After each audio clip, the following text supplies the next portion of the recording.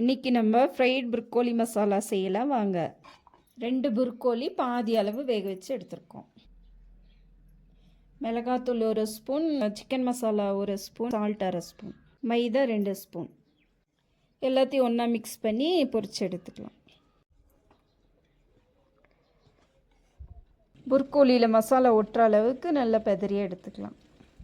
Broccoli fry பண்ணிக்கலாம்.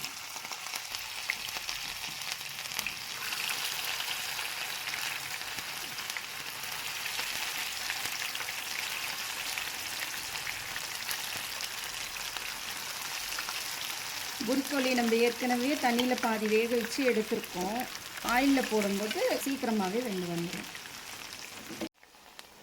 புரோக்கோலியை நம்ம நிறைய விதமாக செஞ்சு சாப்பிட்ருக்கோம். இந்த மாதிரி ஒரு டைம் ட்ரை பண்ணி பாருங்கள், டேஸ்ட்டு நல்லாயிருக்கும். ஒரு பக்கம் வெந்து வந்ததும் அடுத்த பக்கம் நம்ம திருப்பி போட்டுக்கலாம்.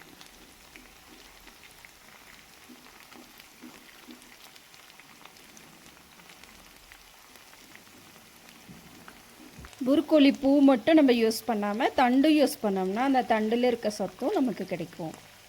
நம்ம புரோக்கோலி தண்ணியில் பாயில் பண்ணும்போது கொஞ்சம் உப்பு கொஞ்சம் மஞ்சத்தூள் சேர்த்து நம்ம பாயில் பண்ணிக்கணும். அப்போ தான் அதில் இருக்கிற புழுவெல்லாம் சாகும்.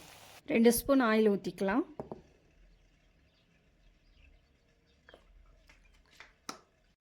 சின்ன துண்டு பட்டை ஒன்று, ஒரு ஏலக்காய், ஒரு சின்ன அன்னாச்சி பூ, 2 வெங்காயம் பொடியாக நறுக்கி போட்டுக்கலாம்.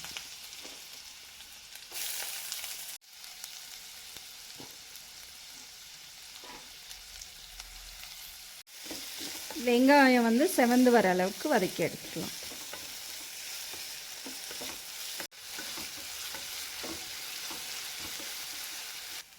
ரெண்டு தக்காளி கட் பண்ணி சேர்த்துக்கலாம்.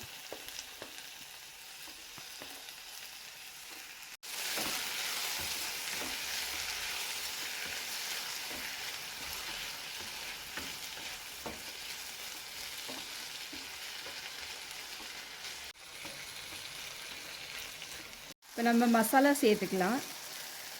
Chicken masala 1 spoon, chilli powder 1 spoon, மஞ்சத்தூள் 1/4 ஸ்பூன், சால்ட் 50 ml, தயிர் சேர்த்துக்கலாம். நல்லா மிக்ஸ் பண்ணி கலந்து கொடுத்துக்கலாம்.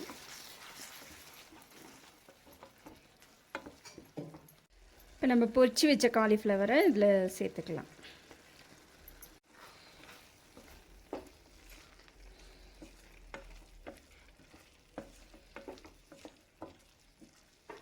ஒரு டம்ளர் தண்ணி சேர்த்துக்கலாம்.